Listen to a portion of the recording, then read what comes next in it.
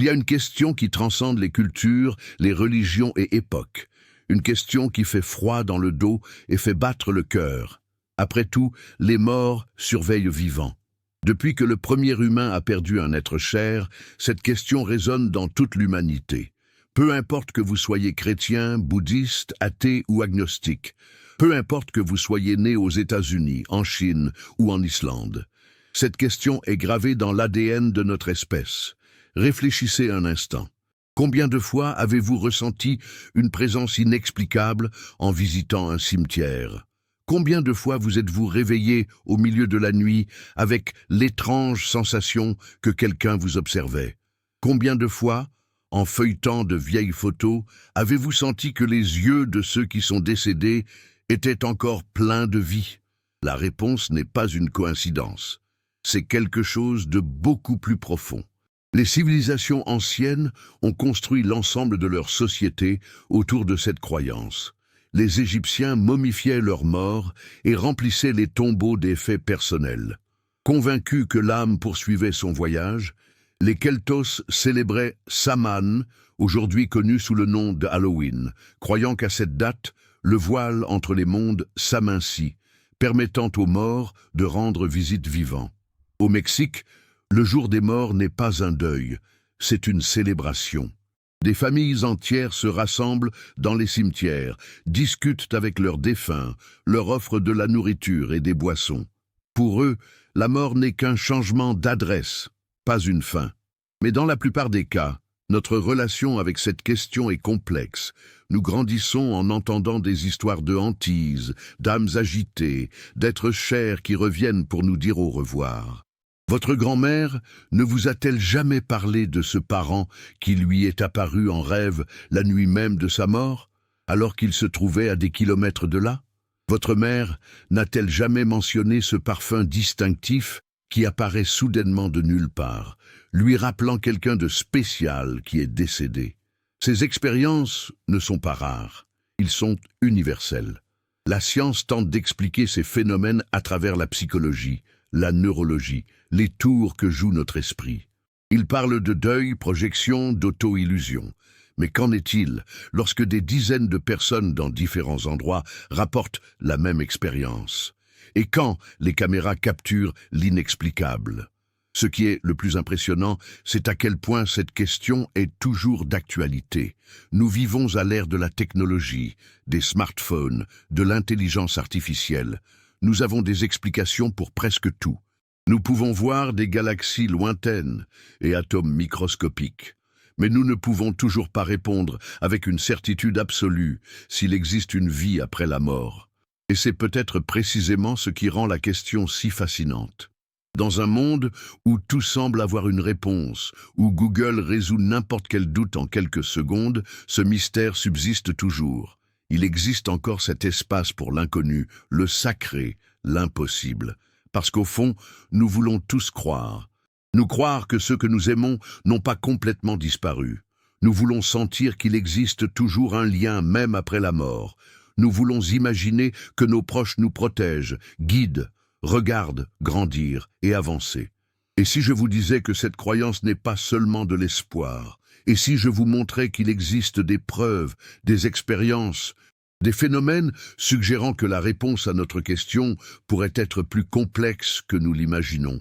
Dans les prochaines minutes, nous allons entrer ensemble dans cet ancien mystère. Préparez-vous à remettre en question tout ce que vous pensiez savoir sur la mort. Tu es seul à maison. Le silence est total, mais soudain, une étrange sensation s'empare de votre corps. Les poils, vos bras se dressent, la nuque se réchauffe et vous êtes absolument certain que quelqu'un vous regarde. Vous retournez rapidement, mais il n'y a personne. La plupart d'entre nous ont vécu cela.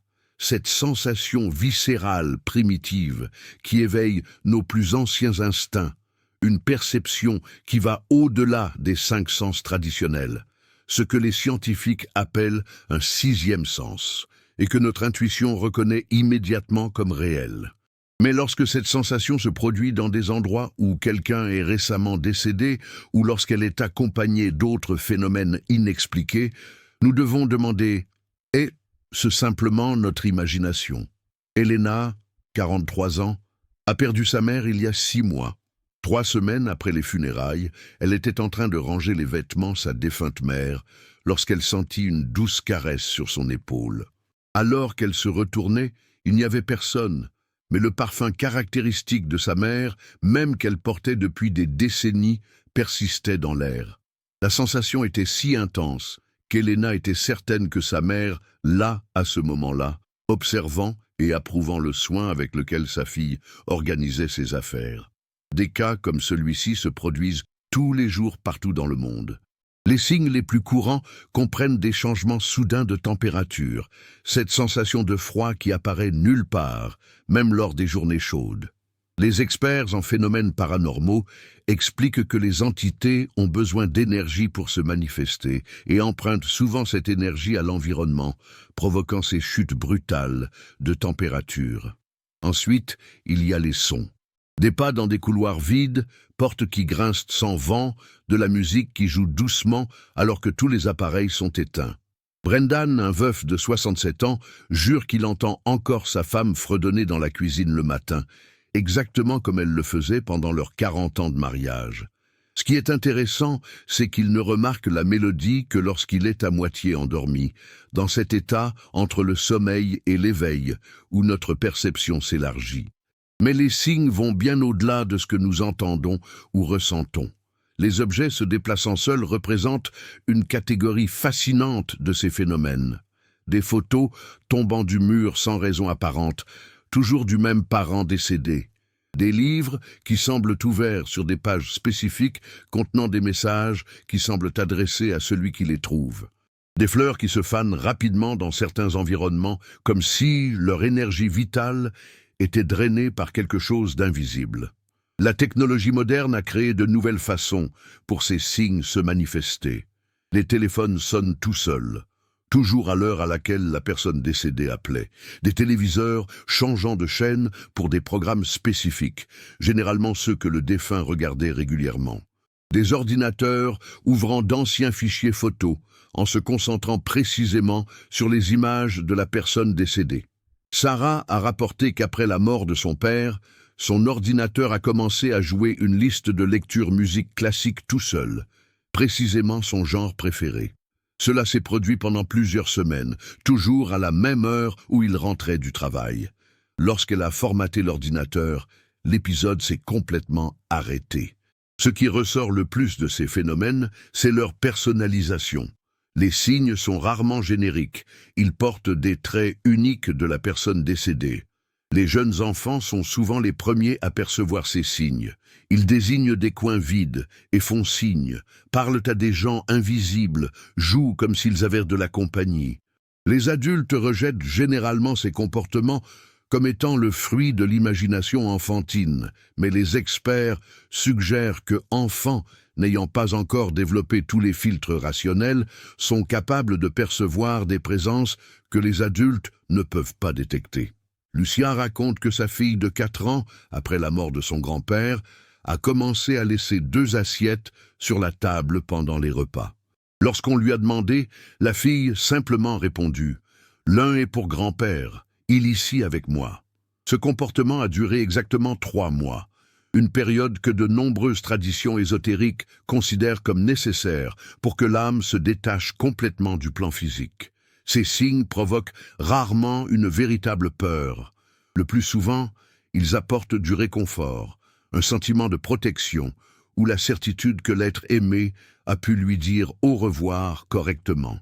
Comme si ceux qui sont passés voulaient nous rassurer, montrer qu'ils sont toujours là, au moins temporairement.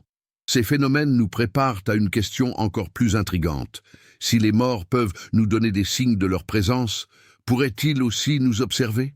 Il y a un moment précis qui marque la frontière entre vie et la mort. Ce n'est pas le dernier souffle ni l'arrêt du cœur. C'est quelque chose de beaucoup plus complexe.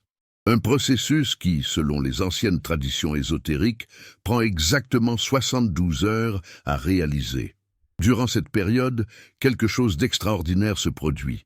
Les Tibétains appellent cet intervalle « bardo », l'état intermédiaire où la conscience reste piégée entre 2 mondes.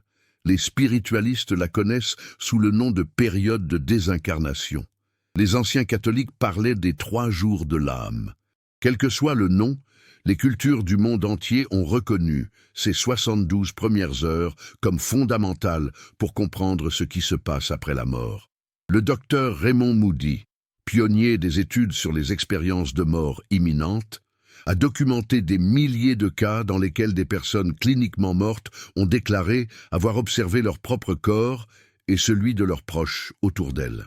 Mais ce qui intrigue le plus les chercheurs, c'est que ces observations continuent même après que l'équipement médical a confirmé la mort cérébrale. L'âme ne part pas immédiatement. Dans les hôpitaux du monde entier, les infirmières et les médecins signalent des phénomènes constants au cours de ces 72 premières heures. L'appareil se déclenche tout seul dans la chambre du défunt. Les lumières clignotent sans explication. Le sentiment de présence est si intense que certains membres du personnel refusent d'entrer seuls dans ces pièces. Une infirmière avec 20 ans d'expérience se souvient d'un cas précis. Un patient âgé est décédé un mardi matin. Pendant 3 jours d'affilée, toujours à l'heure exacte de son décès, la télévision de la pièce s'allumait toute seule sur la chaîne d'information, celle-là même qu'il regardait religieusement chaque jour.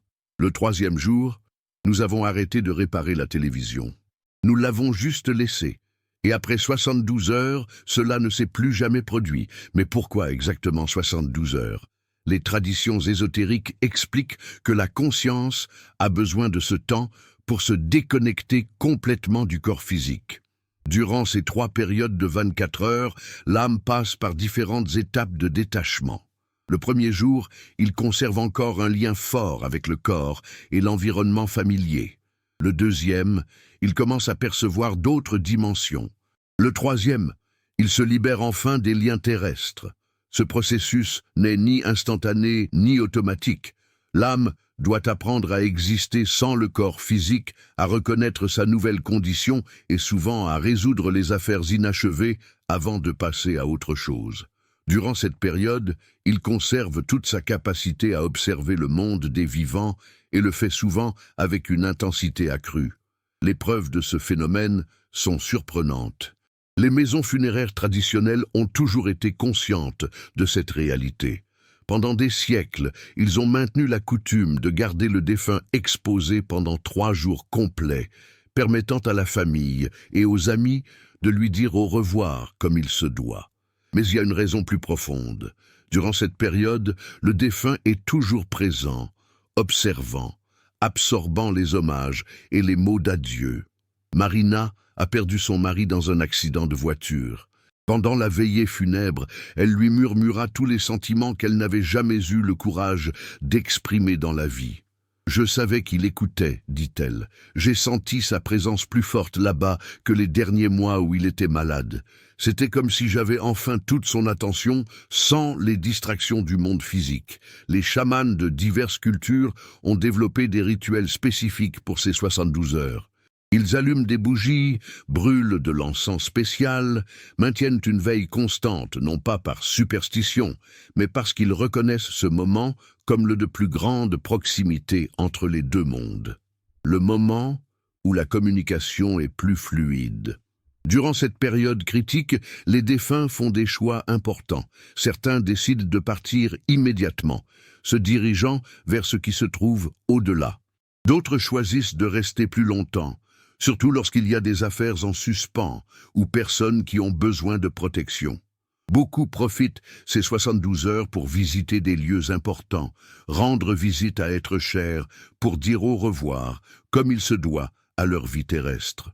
Des rapports concordants décrivent les défunts rendant visite à leurs proches en rêve au cours de ces 3 nuits, toujours avec des messages de paix, pardon ou des instructions importantes, comme s'ils voulaient utiliser ce temps pour résoudre des problèmes émotionnels et s'assurer que les vivants iront bien.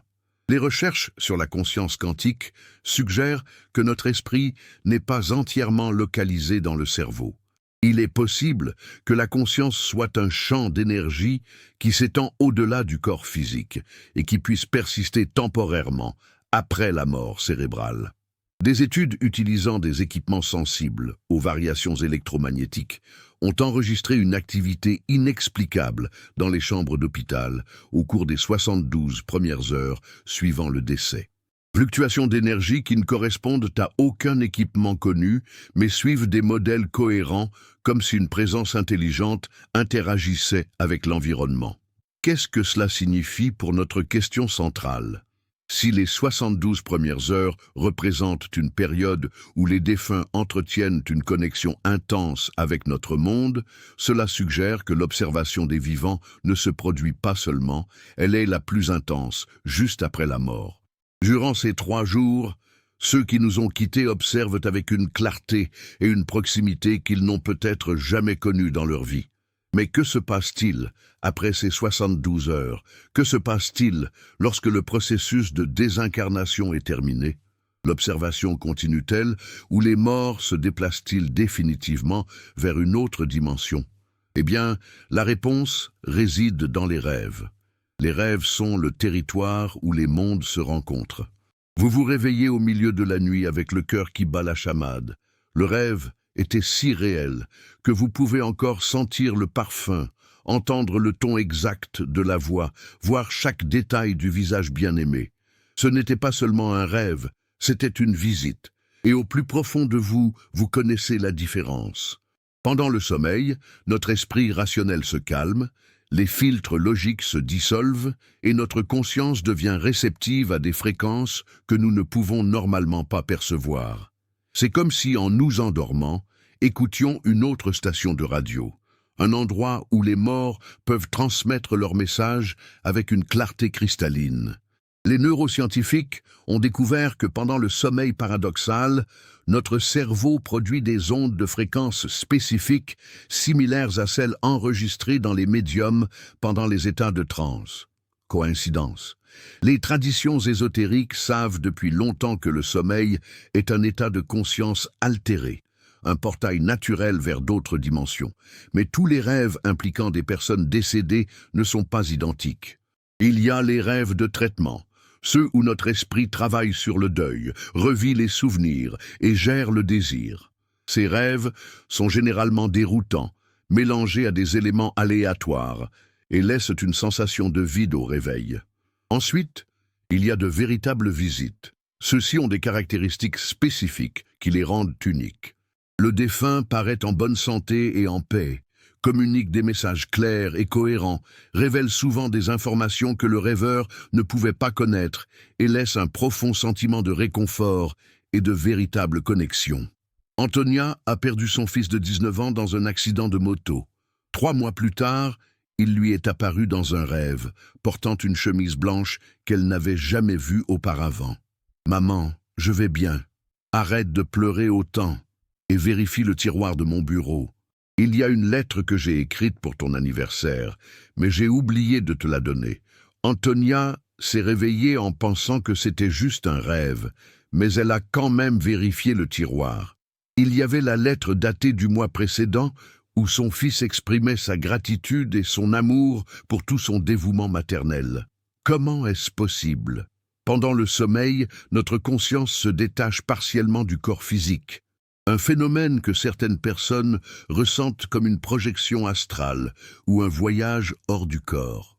Dans cet état, nous pouvons accéder à des plaines d'existence où les défunts restent actifs. C'est comme si nous visitions leur territoire au lieu qu'ils viennent sur le nôtre. Des chercheurs de l'Université de Virginie ont documenté des centaines de cas où les informations obtenues dans les rêves des défunts se sont avérées être factuellement correctes. Emplacement d'objets perdus, détails sur les événements survenus après le décès, messages destinés aux autres membres de la famille contenant des informations que le rêveur n'avait aucun moyen de connaître. Le calendrier de ces visites suit des schémas spécifiques. La plupart se produisent entre 3 heures et 6 du matin, une période que les traditions spirituelles appellent l'heure sacrée, lorsque le voile entre les dimensions est plus mince. Ils sont également plus fréquents au cours des premières semaines après le décès, leur fréquence diminuant progressivement à mesure que l'âme du défunt s'établit dans son nouvel état d'existence. Carlos a reçu des visites oniriques de son père pendant 6 mois après son décès. Toujours à la même heure, 4h30 du matin, toujours avec le même objectif, des instructions sur la façon de prendre soin de sa mère qui était au premier stade de la maladie d'Alzheimer, placée par Tammans. Son père, qui avait été médecin dans sa vie, lui a donné des conseils précis sur les médicaments, exercices et soins à prodiguer. Tout cela s'est avéré exact une fois confirmé par des spécialistes. Les enfants reçoivent ces visites encore plus fréquemment. Leur perception naturelle, non filtrée par le scepticisme des adultes, en fait des récepteurs idéaux pour communiquer avec les défunts. Ils rapportent souvent des rêves dans lesquels ils conversent normalement avec leurs grands-parents, leurs oncles ou d'autres membres de leur famille décédés, comme si rien n'avait changé. La fréquence des visites a également une signification. Les visites récurrentes indiquent généralement des messages importants non encore compris ou des problèmes non résolus. Les défunts persistent à apparaître dans les rêves jusqu'à ce que leur communication soit entièrement reçue et traitée par les vivants. Les visites occasionnelles sont généralement des gestes d'affection, des confirmations que la personne se porte bien dans sa nouvelle existence ou des apparitions lors de moments spéciaux comme les anniversaires, les vacances, ou les périodes difficiles de la vie de la famille. Les théories sur conscience non locale suggèrent que notre esprit peut accéder à des informations au-delà des limites du temps et de l'espace physique. Pendant le sommeil, cette capacité est amplifiée, permettant la communication avec des consciences qui existent sur des fréquences dimensionnelles différentes. Des études sur le rêve lucide montrent que nous pouvons contrôler et diriger nos expériences de rêve. Des personnes formées peuvent inviter des proches décédés spécifiques dans leurs rêves, établissant ainsi une communication intentionnelle au lieu d'attendre simplement des visites spontanées. Si les défunts peuvent nous rendre visite dans les rêves, communiquer des informations précises et nous montrer une préoccupation et une affection continue, cela suggère qu'ils conservent non seulement une conscience individuelle, mais aussi une connexion émotionnelle et la capacité d'observer notre vie quotidienne. Mais les rêves ne sont peut-être que la partie émergée de l'iceberg. La technologie a changé la façon dont nous documentons la réalité, mais elle a également créé de nouvelles façons de capturer ce qui devrait être invisible. Depuis les premiers appareils photographiques, des images inexpliquées sont apparues sur les pellicules développées. Des figures translucides, des visages familiers, des présences que personne n'avait vues lors de la prise de vue. Aujourd'hui, alors que des millions de personnes portent des appareils photo dans leur poche, ces preuves se sont multipliées de manière exponentielle. William Mumbler a été le premier à documenter la photographie spirituelle en 1862. Ces images montrèrent des personnes posant à côté de figures translucides, souvent des parents décédés. Les sceptiques de l'époque l'accusèrent de fraude, mais les analyses techniques ne réussirent jamais à expliquer comment certaines images étaient produites avec la technologie disponible à cette époque. Ce qui intrigue le plus les chercheurs, c'est que ces captures se produisent quelle que soit la qualité ou le type d'équipement. Les anciennes caméras analogiques, les appareils photo numériques modernes, les smartphones, les caméras de sécurité, tous enregistrent occasionnellement des présences qui ne devraient pas être là. La différence aujourd'hui réside dans la vitesse à laquelle ces preuves se propagent. Les médias sociaux sont devenus un immense réservoir de phénomènes inexpliqués. Les familles publient des photos de rassemblements où des silhouettes translucides apparaissent en arrière-plan. Les touristes capturent des ombres dans des lieux historiques. Les caméras de sécurité à domicile enregistrent les mouvements dans maisons vides. Marina photographiait le premier anniversaire de sa fille lorsqu'elle a remarqué quelque chose d'étrange sur la photo. Derrière l'enfant, assise sur une chaise vide, apparaissait clairement la silhouette de sa mère, décédée 2 mois plus tôt. La silhouette n'était pas visible pendant la fête, mais l'appareil photo numérique a capturé sa présence avec suffisamment de définition pour reconnaître les traits caractéristiques du visage. Mais ce sont les EVP qui fournissent les preuves les plus convaincantes. Phénomène de voix électronique, voix capturée dans des enregistrements audio sans source identifiable. Les chercheurs utilisent des enregistreurs dans des environnements silencieux, posent des questions spécifiques et analysent ensuite les fichiers pour trouver des réponses qui ne devraient pas exister. Le processus est méticuleux. Les enregistrements sont réalisés dans des environnements contrôlés, sans interférences extérieures. Les voix capturées sont généralement des mots brefs ou des phrases courtes, mais répondent souvent directement aux questions posées lors de l'enregistrement. Thomas Edison croyait que la technologie pouvait établir une communication avec les morts. Il travaillait secrètement sur un appareil qu'il appelait le téléphone spirituel. Bien qu'il n'ait jamais terminé le projet, ses notes montrent une compréhension sophistiquée des fréquences sonores qui pourraient permettre une communication interdimensionnelle. Des décennies plus tard, les chercheurs ont développé des techniques spécifiques pour capturer les EVP. Ils utilisent des fréquences radio, du bruit blanc et des équipements sensibles pour détecter les modulations vocales dans des spectres normalement inaudibles. Les résultats sont impressionnants.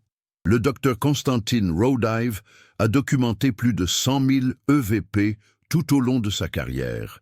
Ces enregistrements comprennent des voix parlant dans des langues qu'il ne connaissait pas, noms de personnes spécifiques et des réponses cohérentes à des questions complexes. Les analyses techniques ont confirmé que les voix ne pouvaient pas provenir de transmissions radio ou d'interférences connues. La qualité de ces captures varie considérablement. Certains sont des murmures presque inaudibles. D'autres sont aussi clairs que des conversations téléphoniques. En général, les voix sonnent différemment de la façon dont personne parlait dans la vie, comme si elles étaient transmises par un support différent qui altère les caractéristiques tonales naturelles. Maintenant, une question pour vous qui regardez. Avez-vous déjà vu des photos étranges ou capturé quelque chose d'inexplicable dans des enregistrements? Peut-être cette image où une silhouette est apparue que vous ne souvenez pas avoir vue à l'époque. Ou peut-être un audio où vous avez entendu une voix que ne pouviez pas identifier. Partagez votre histoire dans les commentaires. Ces expériences sont bien plus courantes qu'on ne l'imagine, et vos histoires pourraient aider les autres à comprendre ce qu'ils ont vécu. Les caméras infrarouges ont révélé une catégorie de phénomènes complètement nouvelle. Ces caméras capturent des spectres lumineux invisibles à l'œil humain. Dans les enquêtes paranormales, ils enregistrent fréquemment des figures humaines entières, marchant dans des espaces vides, en interagissant avec des objets, semblant même regarder directement la caméra. Ce qui est le plus impressionnant, c'est le comportement intelligent de ces personnages. Ce ne sont pas seulement des tâches ou des distorsions. Ils montrent des mouvements intentionnels, réactions à l'environnement et semblent même éviter d'être filmés lorsqu'ils détectent la présence de l'équipement.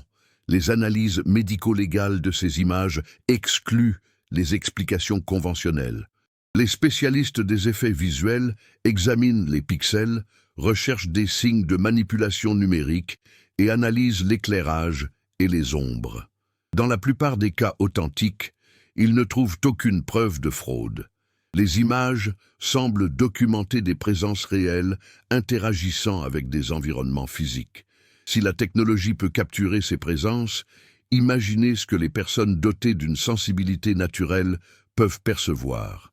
Les médiums et les sensitifs prétendent voir et entendre en permanence ce que nos caméras ne capturent qu'occasionnellement. Pour eux, le monde des morts n'est pas une exception occasionnellement documentée. C'est une réalité parallèle qui coexiste en permanence avec notre dimension physique. La médiumnité existe depuis des millénaires. Les chamans tribaux, les oracles grecs, les médiums spirituels. Différentes cultures ont développé des individus capables d'établir une communication directe avec le monde des morts. Ce qui a changé au fil du temps, ce sont les méthodes et la compréhension scientifique de ces phénomènes. Les médiums modernes suivent une formation rigoureuse. Ils apprennent à faire la différence entre leurs propres émotions et les influences extérieures, développent une protection énergétique et pratiquent des techniques pour canaliser l'information sans permettre aux entités négatives d'interférer dans le processus. Ce n'est pas quelque chose qui arrive naturellement. Cela demande de la discipline et des connaissances spécifiques. Le processus de canalisation est plus complexe qu'il n'y paraît. Au cours d'une séance, le médium entre dans un état de conscience modifié.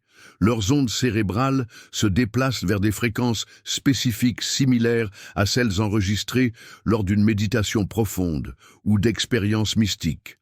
Dans cet état, leur perception s'élargit pour détecter des présences et des informations auxquelles ils n'auraient normalement pas accès. Amelia travaille comme médium depuis 15 ans. Elle décrit l'expérience. C'est comme écouter une station de radio. Au début, vous entendez diverses voix mixtes, des interférences, des parasites. Avec la pratique, vous apprenez à concentrer sur une fréquence spécifique, une présence particulière. La personnalité de l'entité devient claire, leur façon de parler, leurs préoccupations, souvenirs. Les meilleurs médiums fournissent des informations qu'ils ne pouvaient pas connaître à l'avance. Ils décrivent des détails intimes de la vie du défunt, mentionnent des surnoms familiaux, révèlent secrets connus uniquement des proches. Ils parlent d'événements survenus après la mort, prouvant que les défunts continuent d'observer la vie de leurs proches. Chloé a consulté un médium 2 ans après avoir perdu son mari. Au cours de la séance, le médium a décrit avec précision la collection de timbres qu'il gardait cachés dans le grenier, a mentionné le surnom affectueux qu'il utilisait uniquement lorsqu'ils étaient seuls et a révélé qu'il était inquiet parce que Maria avait cessé de s'occuper du jardin qu'ils entretenaient ensemble. Des informations que personne d'autre n'aurait pu connaître. Mais toutes les communications médiumniques ne sont pas légitimes. Les charlatans exploitent la vulnérabilité des personnes en deuil, leur offrant de faux espoirs en échange d'argent. Ils utilisent des techniques de lecture à froid, faisant des déclarations générales qui pourraient s'appliquer à n'importe qui, observant les réactions du client pour guider leurs révélations. La différence entre les vrais et les faux médias est claire. Les personnes authentiques fournissent des informations précises sans poser de questions, ne facturent pas d'honoraires exorbitants et hésitent souvent à prendre en charge des clients récemment endeuillés, sachant que les personnes en deuil sont émotionnellement vulnérables. Le docteur Gary Schwartz, de l'Université d'Arizona, a mené des expériences en double aveugle avec des médiums renommés. Les ne recevaient que le prénom du défunt et étaient en mesure de fournir des détails précis sur sa vie, personnalité et les circonstances de son décès. Les taux de précision étaient statistiquement impossibles à expliquer par coïncidence. Ces études ont révélé que les véritables médiums présentent des changements neurologiques spécifiques pendant la canalisation. Les IRM montrent une activité cérébrale inhabituelle, en particulier dans les zones liées à la perception temporelle et spatiale, comme si leur cerveau traitait des informations provenant de sources non conventionnelles. Ce que les médiums révèlent sur l'observation des morts est fascinant. Selon des témoignages concordants, les défunts ne se contentent pas de nous observer, ils sont constamment présents. Ils accompagnent les membres de la famille lors des moments importants, visitent des lieux significatifs et maintiennent un intérêt actif pour les événements familiaux. La mort ne met pas fin aux liens affectifs. Cela change que la manière dont ces liens s'expriment. Maintenant, je veux avoir de vos nouvelles. Avez-vous déjà consulté un médium ou eu une expérience de communication spirituelle, même si c'était juste par curiosité ou peut-être que quelqu'un de votre famille l'a fait? Partagez dans les commentaires ce que cela a été. Vous n'avez pas besoin de croire à 100% pour partager. Ces expériences, qu'elles soient positives ou négatives, nous aident tous à mieux comprendre ce phénomène hautement controversé. Les médiums révèlent également des aspects troublants de la mort. Tous les défunts ne sont pas en paix. Certains restent bloqués en raison de problèmes non résolus, de traumatismes intenses ou de liens trop forts avec les vivants. Ces cas nécessitent un travail spécifique pour aider les âmes à avancer. Un processus que les médiums expérimentés savent gérer. Mais l'aspect le plus intrigant des révélations médiumniques concerne la nature de l'observation des morts. Selon des témoignages concordants, les défunts ne nous observent pas passivement. Ils interagissent énergétiquement avec nous, influencent nos pensées et nos émotions, envoient des intuitions et des idées, interviennent même dans des situations pratiques lorsque cela est nécessaire. La mort ne crée pas de séparation. Cela crée un type de relation différent. Cette perspective change complètement notre compréhension de la question initiale. Il ne s'agit pas seulement de savoir si les morts nous regardent. Il s'agit de reconnaître qu'ils participent activement à nos vies d'une manière que nous remarquons rarement. Certaines de ces interactions se produisent dans des lieux spécifiques où la présence des morts devient si intense que même les personnes sans sensibilité médiatisée peuvent l'apercevoir. Il y a un couloir à l'hôpital Das Clínicas de São Paulo où aucun membre du personnel n'aime marcher seul la nuit. Non pas parce que c'est dangereux ou mal éclairé, mais parce que tout le monde ressent la même chose. La présence constante de quelqu'un qui marche à côté d'eux, des pas qui résonnent sans source, et le sentiment inévitable d'être observé. Certains endroits concentrent la présence des morts de manière si intense qu'ils deviennent impossibles à ignorer. Il ne s'agit pas seulement de cimetières ou vieilles maisons. Les hôpitaux, les écoles, théâtres, même les maisons modernes peuvent devenir des points de rencontre entre les dimensions. Ce qui détermine si un endroit sera hanté n'est pas son âge ou son apparence.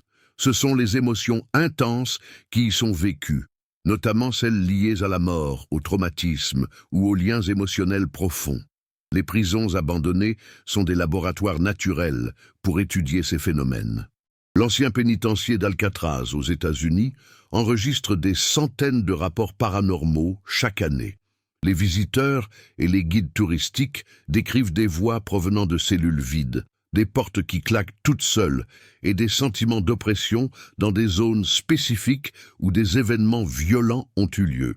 Les enquêteurs paranormaux ont installé des équipements sensibles dans la prison et ont documenté des fluctuations de température, des interférences électromagnétiques et des enregistrements audio avec des voix inexpliquées.